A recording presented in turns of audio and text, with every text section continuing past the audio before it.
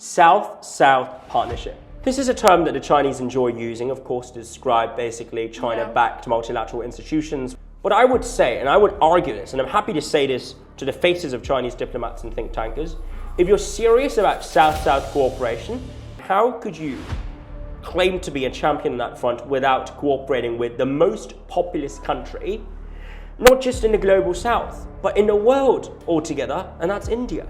The Deputy Secretary of State from Washington, Christopher Landau, said, and I was in a room when he said this, we of course welcome India's rise, but we're not going to make the same mistake as we did with China. And you've got to show the bully your true colors. And that is what I think India could do better in pushing back against the unreasonable extortions from the US. Welcome Dr. Brian Wong from University of Hong Kong, and you were just back in India at the Raisina Dialogue. And I know you've written a lot about India-China relations and how Hong Kong could be kind of a liaison between the two nations. So I'm very curious to hear your thoughts about some of your observations that you had at the Raisina Dialogue. Like, what stood out to you? I would say there were 3 observations I picked up whilst being in India, and especially at Raisina. And the first is there's so much tenacity and diversity as well as strategic flexibility on the part of the Indian strategic community.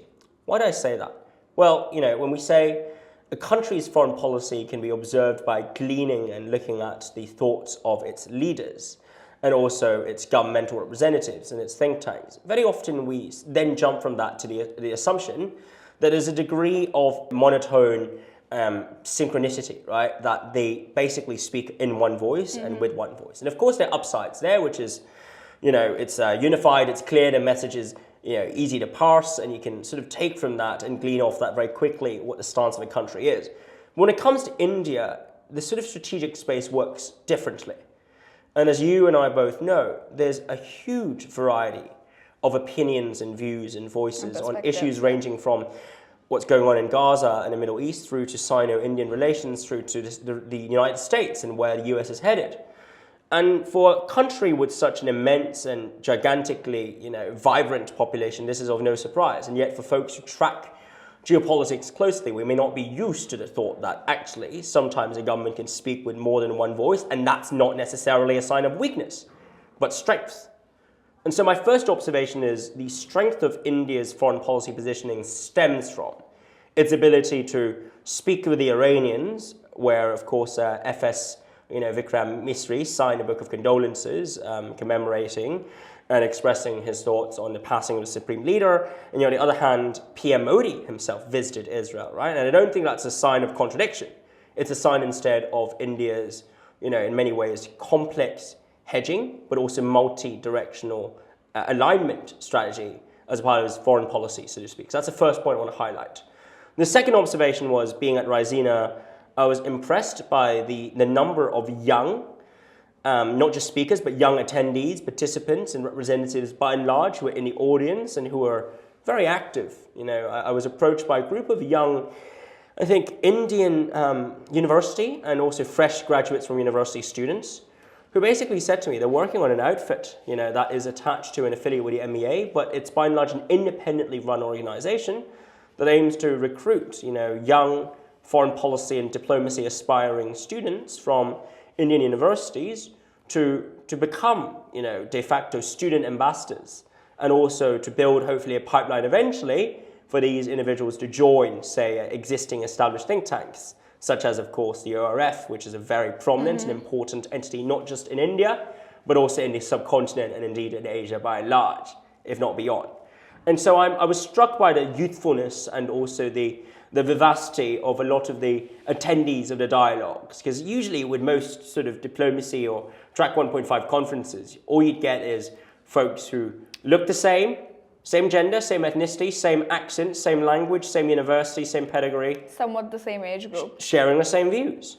But that was not the case at Raisina. And I really did appreciate the curation and thought that went into it by Samir, by Sanjoy, and of course the ORF team by and large. The final comment is on India as a whole.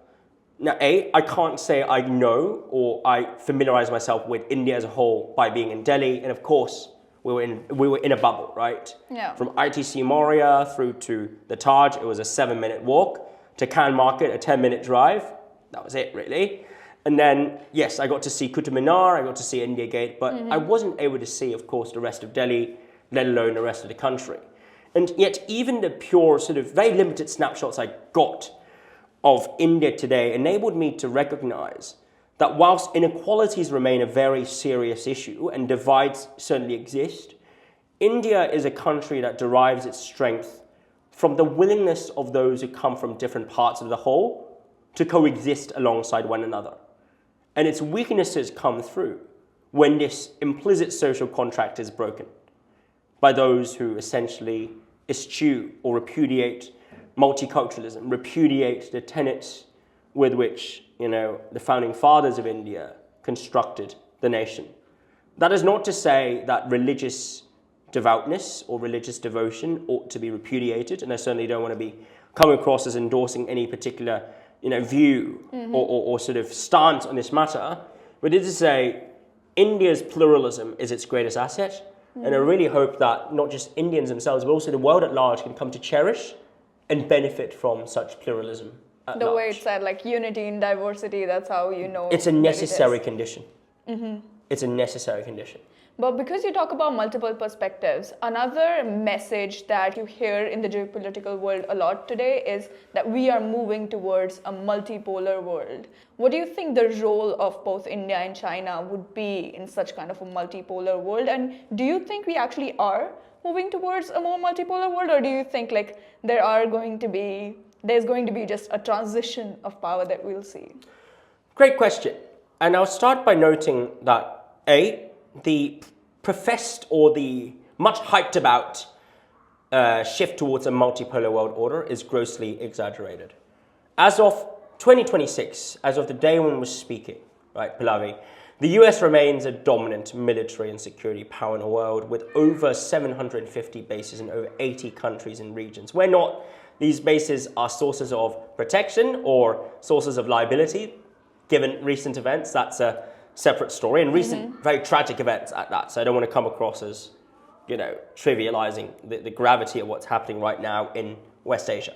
But by and large, the US remains the only portentously global military security hegemon, if you will, that's able to flex its muscles in ways that are pretty devastating for its enemies, and sometimes its allies too.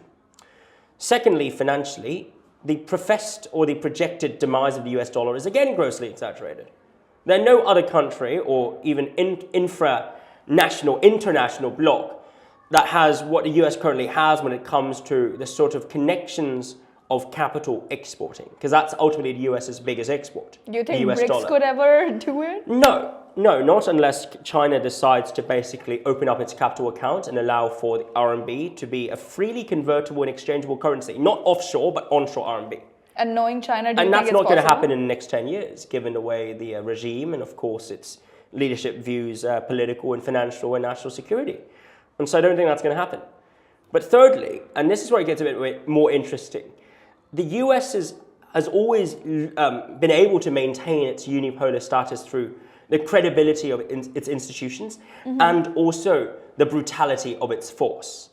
And what I do notice here, despite everything I've said about the persistence of the unipole, is that it is weakening. And it is weakening in two critical respects. Firstly, the US's ability to set global agenda and to partake in multilateral institutions as a leader. With Donald Trump pulling out of everything ranging from the Paris Agreement to WHO through to not committing to renewing his funding for the UN, but even also as unilateralist, dismantling to some extent of the trust that undergirded NATO's security architecture, I would say the return of Trump to power has certainly accelerated the demise of the US as the only credible agenda setter on a world stage. And secondly, when it comes to trade and supply chains, in year 2000, China's total trade volume with the world was approximately $474 billion as compared with $2 trillion on the part of the US. 24 years later, China's total trade volume with the world reached $6.2 trillion, whereas the US's total trade amounted to 5.3. Still very respectable, but at some point throughout these 24 years, China overtook the US. What does that tell us? It tells us that in supply chain terms and also trade terms, At the very least, when it comes to manufacturing, China has shifted from merely being a regional powerhouse to now a globally indispensable component of most supply chains, or a majority of supply chains for important economies.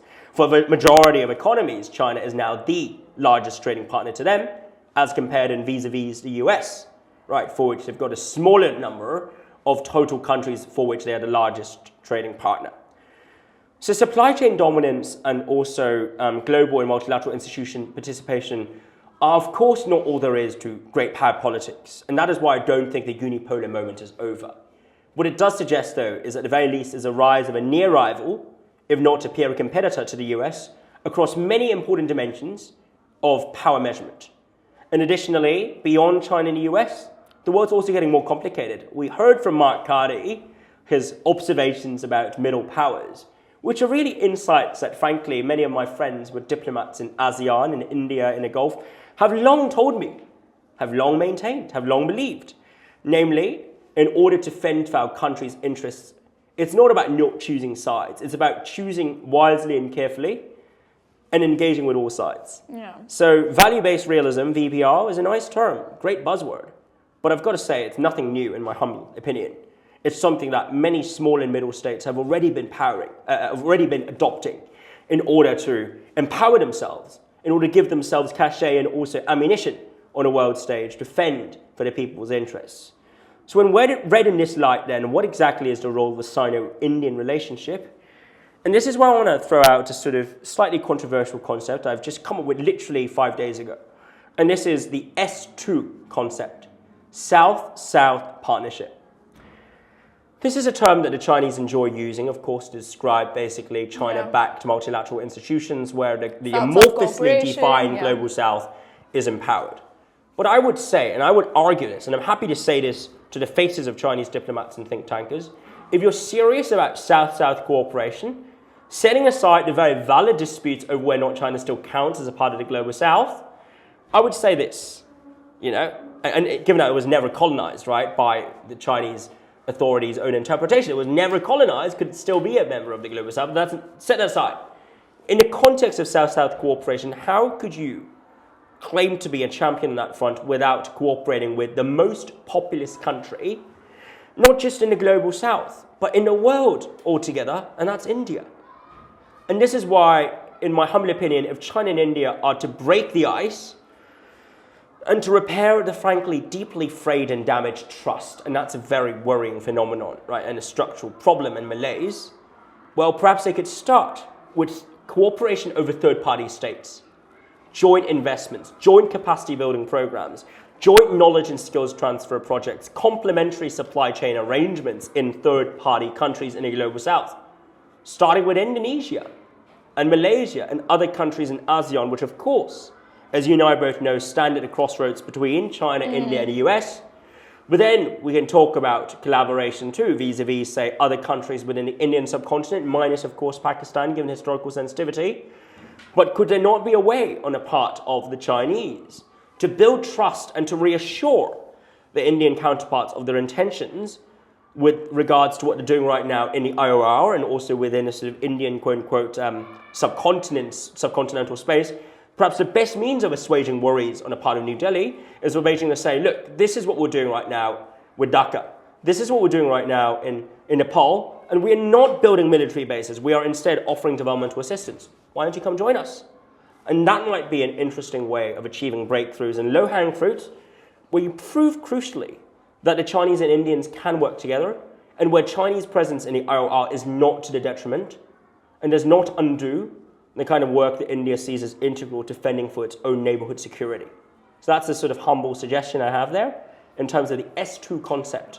South, India, China coming together, build a partnership, and build lots and lots of partnerships that deliver public goods that, frankly, the US, but also more generally speaking, elements of the proverbial West are increasingly shirking the responsibilities and shifting away from providing.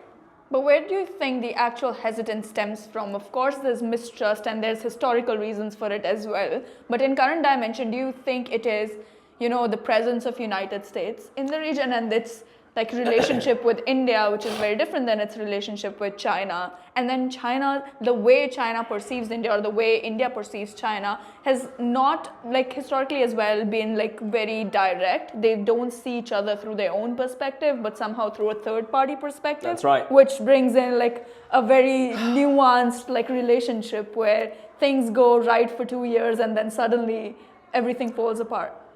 So the Deputy Secretary of State from Washington, Christopher Landau, said, and I was in a room when he said this, he basically said something, I'm paraphrasing here, right?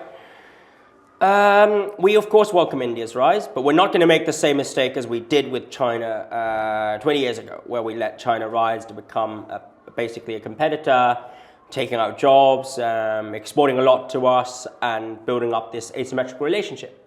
We've learned from that. Some folks would read this as a diplomat doing his job, even though he was trained as a lawyer, actually, Chris Landau. But others, including myself, would see this as a pretty disturbing, but also reassuringly clear sign that sort of refreshingly exposed to the world what the American strategic community had probably all along thought of India as, especially since the early 2000s. It can rise, but it cannot ever be a peer competitor or rival.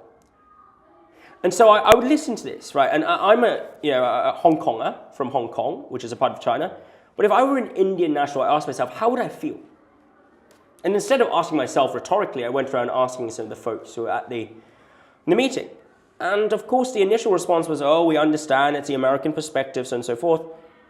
But the more we talked, the more I realized, actually, many of my interlocutors were amused, were frustrated, were concerned, and were somewhat angry, if not sort of, almost indignant at the thought that the US could go around telling people, you can be this, but you cannot be that. Mm-hmm. Imagine if I told you, you can be a very good philosopher, you just can't. You can never beat me because I'm not going to let you do that.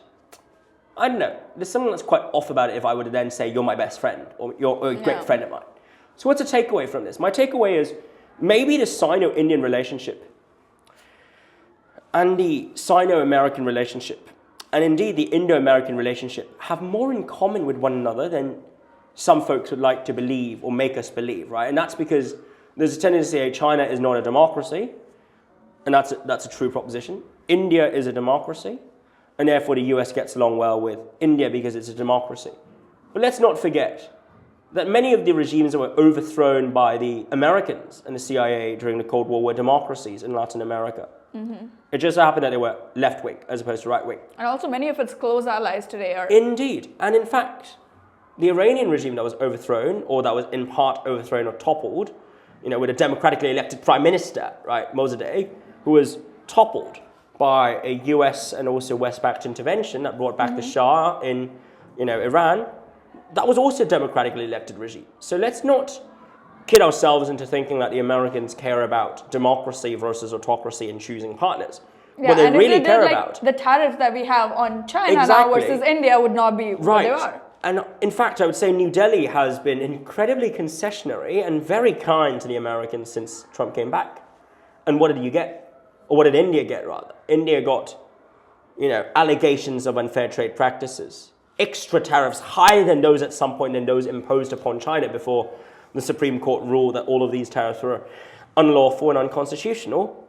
And you also had these really denigrating remarks thrown at New Delhi from the American side, right? From the and attempts to control its foreign Navarro policy and when Trump, it comes exactly. to its relationship with Russia. And additionally, that was not something that was instead asked of China, right? It's not as if Washington then said, oh, Beijing, you must cease importing Chinese oil or else no meeting between our two leaders. That didn't happen, but it happened with Delhi. Why is that? No, this is not just a rhetorical question. To me, the answer is simple. When you're faced with a bully, you must stand up and fight. You might be kind, you might be a gentle soul, you might not wish for war, you might want to be a teacher. But if the bully only understands the callous logic of might or projected might, then you've got to show the bully your true colors. And that is what I think India could do better in pushing back against the unreasonable extortions from the US. And why is it unreasonable? India had long been a capital importer as opposed to an exporter of capital. it is always, in relation to most countries, maintain a by and large import-driven as opposed to an export-driven relationship in terms of its current account deficits and balance of payments. Even vis-a-vis the US, the net deficit is much smaller than that between China and the US. And yet Washington accuses India of unfair trade practices and undue protectionism and all these other allegations, which may well be based in part upon a grain of truth in that there are protectionist measures, especially in the agricultural sectors. But that's because you want to protect your own farmers' interests. That's because India has the right to protect its own citizens' interests. And yet Washington doesn't seem to comprehend that. Or if it does, its diplomats under Trump now take the sort of graceful, deferential attitudes of Delhi as something that they could be taken for granted, basically. They could take it for granted and press further, push further, and lobby for more.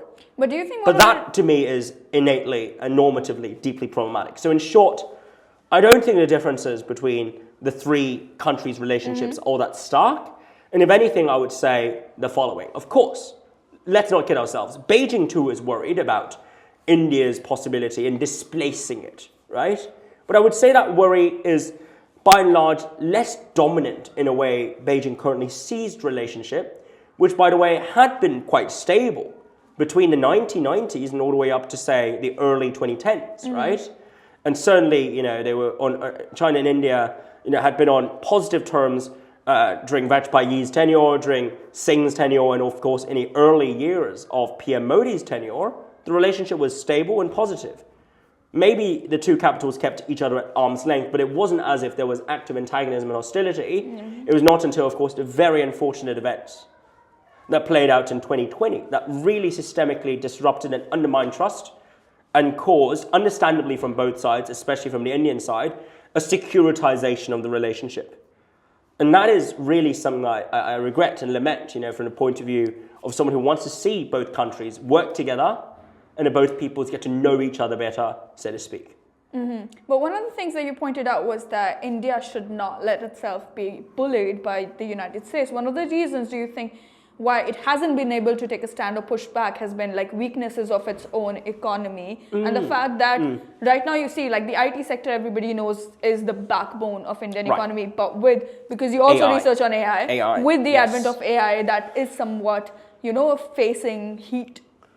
So on the AI front, I would say the rise of AI presents India with a theoretical opening and possibility, and that can certainly turbocharge its telecommunications and IT industries, as long as it can maintain a value premium.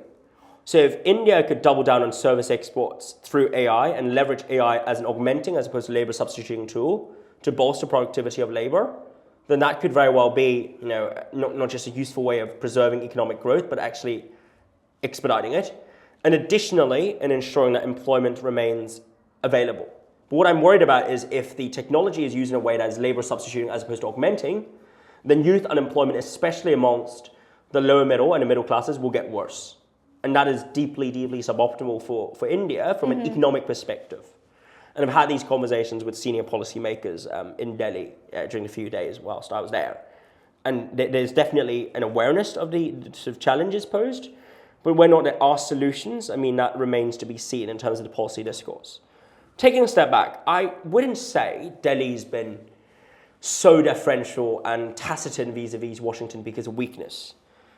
And maybe that's because I tend to take a more, optimistic and sanguine view of diplomats' choices. I tend to read this as the product of intentional choices on a part of course, a very, very large and sprawling MEA machine, but also to some extent it's a reflection of policy decisions and deliberations within the BJP leadership and also the governmental leadership as well. But with that said, that choice and that decision had certainly been based upon a presumption that if we play nice with the US, they too would play nice with us. So it's not so much we're weak so we have to play nice, but let's play nice so that we can have a quid pro quo. But the trouble with this logic is whilst this would have worked very well and would work very well on Biden or Kamala administration, this sort of logic does not work on Trump. In fact, most logics wouldn't work on Trump, right? Because he's not a man of logic. He's a man of passions. He's a man of tactics. He's a man of ego. He's a man of tremendous strength. He's not a man who responds well to logical reasoning. And thus, in the face of provocative and bellicose gestures from Washington, I reckon Delhi should offer a dual-pronged strategy. On one hand, you seek to court and build back-channel engagements with folks near Trump, which is difficult, given that they often move in and out of his inner circle. But on the other hand, you also have to show that you can choose otherwise. Canada's done that. The UK's done that. Australia's doing that. And I think India, as the chief amongst middle, if not indeed a power that is more powerful than middle powers, as a regional center, as a regional powerhouse, India should and can stand up more resolutely vis-a-vis cajoling and bullying from all other countries, not just the US. Not just the US. And do you think its partnership or attempts at improving its relationship with China has been one of the ways in which it is establishing that? For sure, but I want to go back to a part of your earlier question, which is I really hope that both Beijing and Delhi can move past seeing the bilateral relationship through lenses of third parties. And in the eyes of China, of course, they always see the shadow and the spectre of the US behind India, Quad, other security arrangements and partnerships, you name it. And from Delhi's perspective, which is understandable, you would inevitably see China through the lenses of Pakistan, right? CPEC, Gwadar, the links between a military, the supplying of arms involved allegedly in Operation Sindoor. BRI. So there's a lot of skepticism and a lot of fear and mistrust between the personnel on both sides. And I'd be naive to say you can resolve such mistrust through more engagements, more negotiations, all that. This is too Pollyannish. But what I've come to realize is if there's a bit more strategic empathy from both sides, if the Chinese could understand that the Pakistan issue is so important, you know, for the Indians, and if the Indians could recognize that maybe it's not out of malintent, but perhaps just sheer ignorance of what's going on, that the Chinese have done what they've done, then maybe that then could create the seeds, plant the seeds for a more fragile but necessary détente, producing the room for the kinds of dialogues and back-channel conversations we need in order for genuine partnerships down the line. But it will take time. It will take a lot of time. And my fear is that we may not necessarily have the amount of time we need in order for a genuine stabilization of the bilateral relationship before another flare-up, another conflict, and another crisis. But I do want to end on a positive note, which is to say, I was incredibly impressed by the quality of the students I met at JNU, where I was hosted by my dear friend, Professor Aravind Yeleri, and he was very kind in, introducing me to some of the brightest and best China scholars in the university, if not in India, at JNU. And the questions they asked were truly fantastic. Very much like your questions. One final question, though, before we end is going to be, because you talked a lot about the bilateral relations between India and China, one of the ray of hopes that we do kind of see is the way they interact in multilateral institutions, in BRICS, in G20, whether you see the multilateral banks in which both of them have their strong opinions, but they collaborate with each other and cooperate with each other. Do you think that can be one of the ways in which some of that tension could be broken and they can just use that as platform to... That's exactly right. SS cooperation. South-South cooperation, but real South-South cooperation. So yes. Thank you so much. Thank you so much. This has been fantastic talking to you. Thank you. I'm so glad. And I hope you really enjoyed your time in India. Oh, I did. And I'm looking forward to returning, hopefully soon. Fingers crossed. Thank you so much.